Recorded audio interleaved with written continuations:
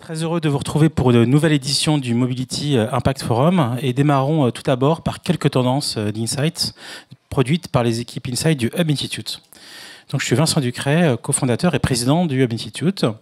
On a effectivement travaillé avec l'équipe Cercle des Territoires. On a travaillé sur beaucoup d'enjeux autour des mobilités. Et puis, on remercie tous les contributeurs, membres du Cercle des Territoires, de contribuer à la recherche et aux études qu'on produit. Et puis, de participer au rendez-vous visio qu'on organise, ainsi que des conférences comme celle d'aujourd'hui et notre grande prochaine conférence qui aura lieu en septembre, le Cities Impact Forum. Et puis, on organise aussi des déjeuners autour du Salon des maires, autour du CES, autour de la MIF. N'hésitez pas à nous contacter pour y participer. Alors, très rapidement, quelques tendances autour de la décarbonation des nouvelles énergies, de la cohésion des territoires, de l'inclusion et de l'accessibilité et de l'attractivité. Alors, pour démarrer, clairement, le sujet, c'est la décarbonation des mobilités. On est tous réunis ce matin autour de ce sujet. On le voit, il y a beaucoup de leviers possibles autour des modalités de transport, évidemment, que ça passe par le report modal avec les RER régionaux tels qu'ils ont été évoqués, l'électrification des flottes, on va en parler bien sûr longuement aujourd'hui, la logistique urbaine, le développement des infrastructures et puis investir dans les transports publics si on veut décarboner la ville. Alors ce qui est clair, c'est qu'effectivement, il y a une évolution assez importante autour de tout ce qui va être évolution de consommation de la mobilité via l'abonnement, le partage, la mobilité partagée, la micro-mobilité. Donc ça, c'est des choses qu'on a vu vraiment évoluer depuis ces dernières années et qui continuent à s'accélérer. Et puis, on voit aussi, on est une ville qui est en action. Une ville qui est en action. Et un des grands témoins, c'est le Grand Est, qu'on suit de près et qui témoigne, qui est une des premières régions en termes de planification et d'accélération de sa transition écologique. Et donc, vous voyez le cas ici qu'on présente. Et donc, c'est vraiment un bon modèle pour les autres régions de France. Autre cas intéressant, c'est le bassin d'emploi autour de Orly, avec la décarbonation autour des véhicules électriques, sur toute cette zone extrêmement dense, plus de 10 000 salariés. Et c'est un cas aussi qu'on a retenu dans nos insights. Autre cas qu'on suit aussi, vous le savez, on interagit l'année avec beaucoup de capitales européennes et internationales. Et on échange avec depuis un certain nombre d'années avec Porto. Et Porto se veut être une des premières villes carbone neutrales d'ici 2030.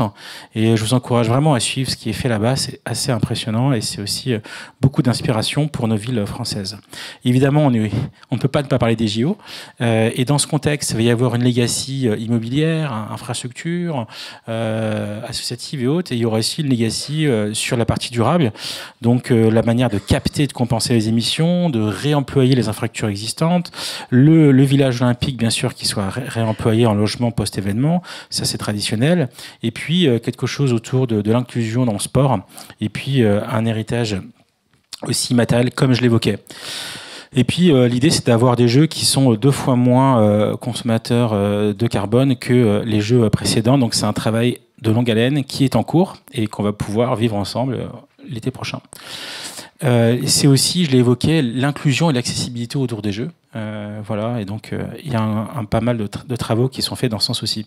Alors, quelques chiffres sur les tendances de la mobilité. Comme vous le savez, chaque année, le Hub Institute est au CES. Et donc, cette année, il y a eu beaucoup d'innovations autour du véhicule électrique, de tout ce qui va être effectivement technologie embarquée. La partie autonome n'est plus en test. La partie autonome se vit. On peut réserver un taxi autonome Waymo à San Francisco, dans différentes villes. Et Amazon a annoncé l'année prochaine qu'au CES, les participants pourront tester Zoox, qui est un des véhicules autonomes développés par Amazon pour transporter des passagers. Donc on le voit, ça évolue rapidement. Et puis aussi une forte augmentation de la mobilité partagée, du car sharing. Donc ça, c'est plutôt intéressant. L'électrification. L'électrification, là aussi, il y a une belle accélération. Alors c'est vrai que la compliance aide aussi, puisque comme vous le savez, les parkings depuis de 2500 m² doivent maintenant intégrer effectivement des panneaux solaires. Donc ça permet de produire de l'énergie. Il y a Tesla aux États-Unis qui permet aux propriétaires de Tesla de recharger leur véhicule directement avec leur propre énergie. Il y a Audi en Allemagne qui se dit, en fait, les bornes électriques, c'est du design, donc on va se déplacer et on va faire des bornes électriques. Donc Audi, ils ont développé des bornes électriques à Stuttgart. Et puis, vous avez aussi d'autres modèles, comme par exemple, on connaissait déjà, on l'a présenté l'année dernière, ces camions électriques qui viennent recharger votre voiture en bas de chez vous.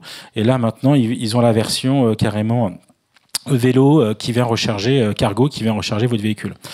Donc beaucoup d'innovation et aussi sur cette friction, hein, qui est toujours la complexité de recharge électrique.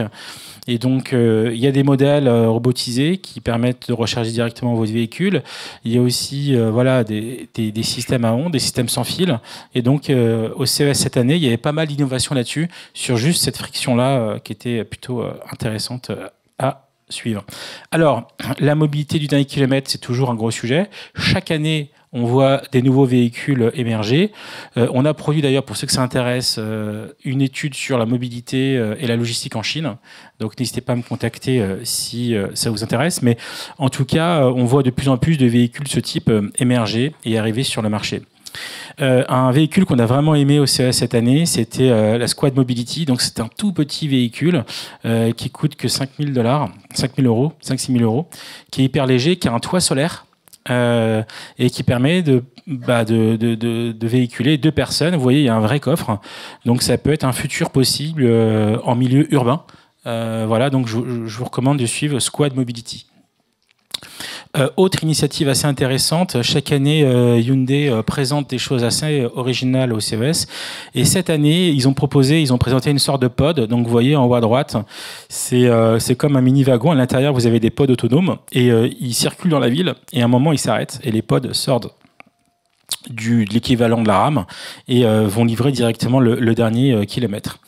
Ce qu'on a bien aimé aussi, c'est l'initiative de Qualtron qui propose un écosystème complet autour de la batterie.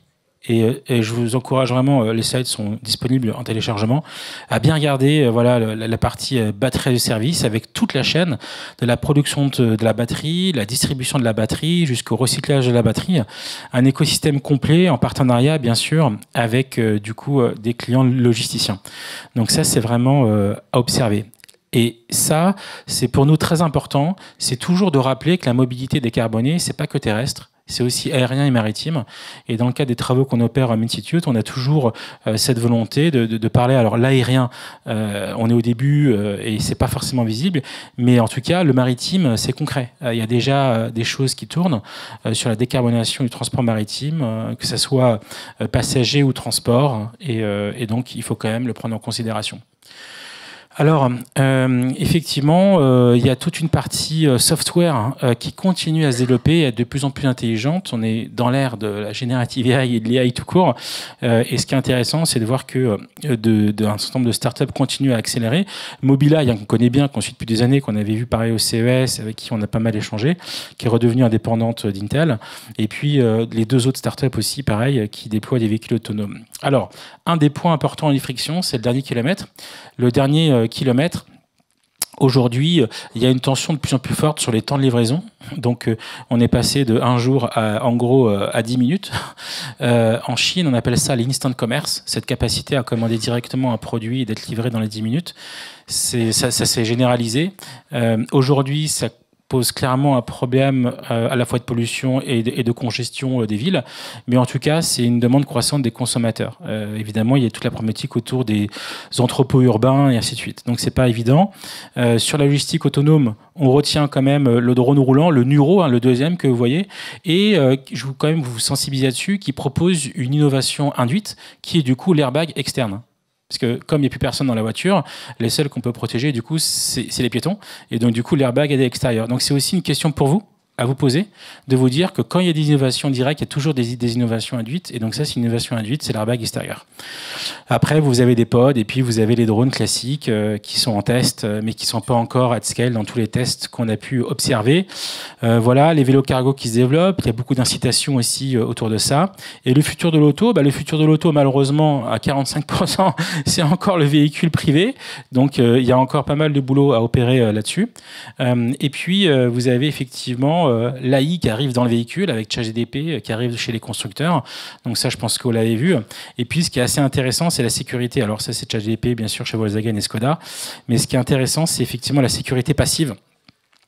sur la fatigue et autres. Et là, vous avez d'autres cas avec Kia sur le rôle positif des voitures. Et puis, le futur pour nous, clairement, hein, il est autour de l'électrique, de l'autonomie, de l'expérience. Mais c'est vraiment très important, je finis là-dessus, sur expérience, parce que sans expérience, il n'y a plus de volonté vraiment de se mouvoir dans tel ou tel véhicule. Et donc, il faut vraiment garder en tête que quel que soit le choix modal de transport, il faut qu'il y ait une expérience absolument intégrée. Voilà, je vous donne rendez-vous le 24 septembre pour l'Impact Mobility Summit.